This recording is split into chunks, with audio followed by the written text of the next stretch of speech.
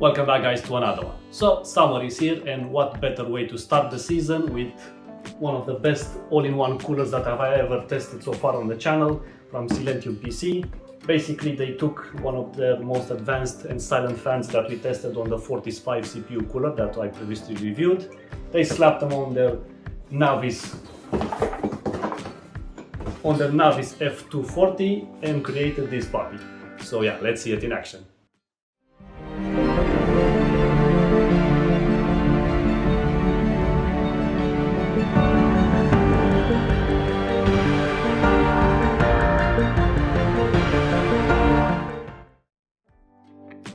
So what happens when a company takes its most silent fans and slaps them on an equally advanced AIO package? Well, you get the SiIlentiumPC Navis F240 AIO, which promises an incredible price-performance ratio. It can be had in either stealth all-black flavor or with ARGB fans. With an MSRP of just 75 quid for this promised quality tier level, it beggars belief. Then the ARGB variant is just £10 more. This, I think, will pose serious competition to the top-end air coolers because some of them cost even more than the Navis F240 AIO. The shipping livery is the same across their recent lineup, with a visual depiction of the actual product on the front, including a detailed list of the AIO's main highlights and some of the specs for the rad pump and fans. There is decent protection coming from this combo of cardboard and plastic pads and bags.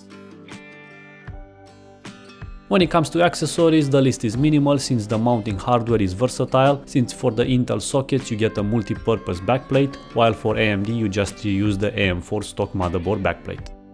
Here is the SiIlentiumPC Navis F240 AIO, which is of course a 240mm AIO from its two 120mm included fans. It has a sleek all blacked out design which will make it a perfect solution to any stealth builds. The sealed aluminum radiator measures exactly 275 by 120 by 54, while the pump is just 48.5mm tall and 95 by 90mm including the existing tubes and the integrated installation brackets. The exiting tubes have a nice set of reinforcements at the ends and are covered in this braided nylon sleeve. Overall you get 390mm of length for the tubes, which is plenty for a wide range of enclosures. Then I highly appreciate the fact that the fans are already pre-installed out of the factory, thus more steps towards a truly plug-and-play solution. It uses the same famous Fluctus 120 PWM fans that we saw on the Fera 5 CPU air cooler, which are rated up to 1800 RPM. With the help of their serrated and aggressive looking 9-bladed design, this should push a decent amount of air, albeit I have no official specs numbers here for now. Finally, let's focus on the pump. The minimalist and elegant design is present here as well, with just the S logo for SiIlentiumPC, of course, positioned in the middle of the brushed finish top cap. The exiting tubes have plenty of swivel in each direction. Kudos to the integrated installation brackets that are part of the pump's overall construction. Apparently the pump uses ceramic bearings and its operating range is between 1600 to 2600 RPM. It takes power from a SATA port and signal from the 4-pin PWM plug. The Navis F240 supports all of the main and most popular sockets in today's market, minus stuff like the LG 1366, TR4 or the old AMD FM series, which is understandable given its price and its integrated mounting system, which makes more practical sense. Installation time. Since I'm on the AMD platform, this means for the AM4 socket you have to reuse the stock motherboard bracket. Then, as we saw, the pump has the brackets integrated plus the fans being already pre-installed. All of this translates to as close to a plug-and-play experience as you'll ever encounter with an AIO. My test enclosure for today has changed once again, which I'll review very soon because I just love it, and this will be an extra challenge for the Navis F240 AIO because it will be mounted into an ITX build. The first step in accordance with this particular Fantex case is to attach the AIO using the fan bolts to the removable tray. Luckily the supplied bolts from the Navis F240 are long enough. Even the wires are pre-arranged from factory, so just attach the supplied extension cable if you need the extra reach to the motherboard. This enclosure, due to its design, requires an AIO with quite bendable tubes to clear the designated location. As you can see, the Navis F240 has your back here as well. Right, now we can focus onto the socket area. After reusing the stock backplate, install the custom double-threaded securing bolts. You'll need to lock them down properly using the included wrench and then apply the thermal paste. Place the pump, which you can do in either orientation, tubes close to the RAM or facing the VRM area. I did both to find the best route within this case and to check for any potential clearance issues. Then place the retention springs and bolt down the securing bolts in an X pattern. Attach the pump's 4-pin plug to the motherboard's AIO header, the fans to the main CPU header, and lastly the pump SATA connector. This is the final result, and I'm happy to report that there are no clearance issues even in this small environment.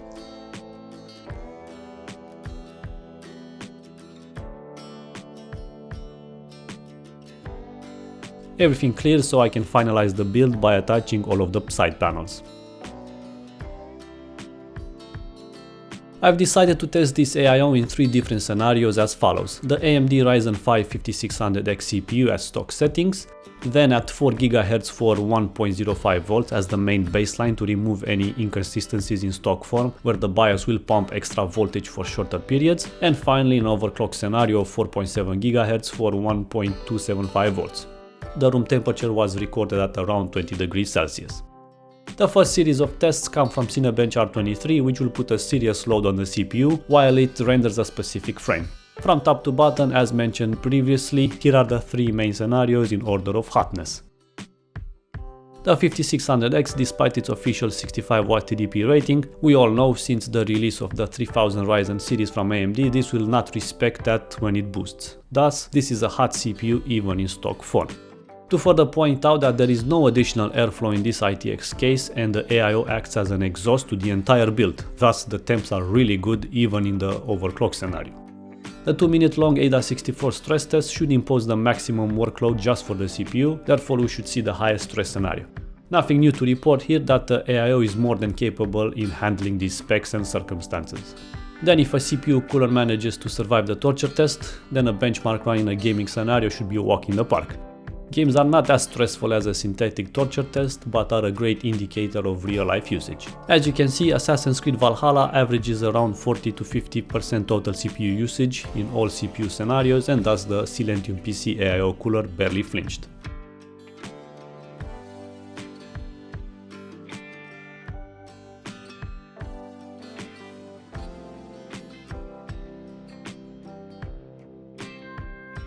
The noise test is an important challenge for any CPU cooler, since if you can't live with the noise, then this negates any of the other cooling advantages. Well, I'm very happy to report that the pump is extremely quiet even at 100% RPM. You can have a quick listen for yourself shortly. Then the fluctus fans performed as expected, silent even in mild load.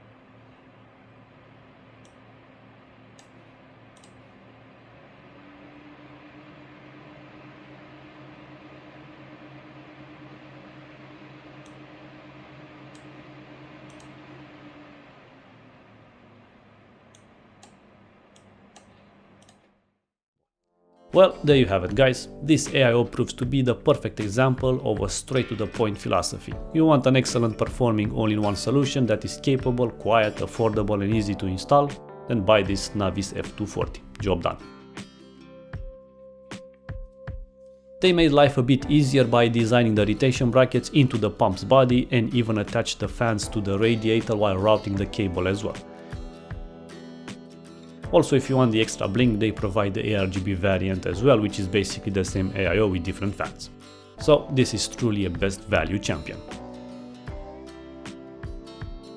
Thank you for watching guys, and feel free to interact with the most famous buttons as like and subscribe, and see you in the next one. Alex out.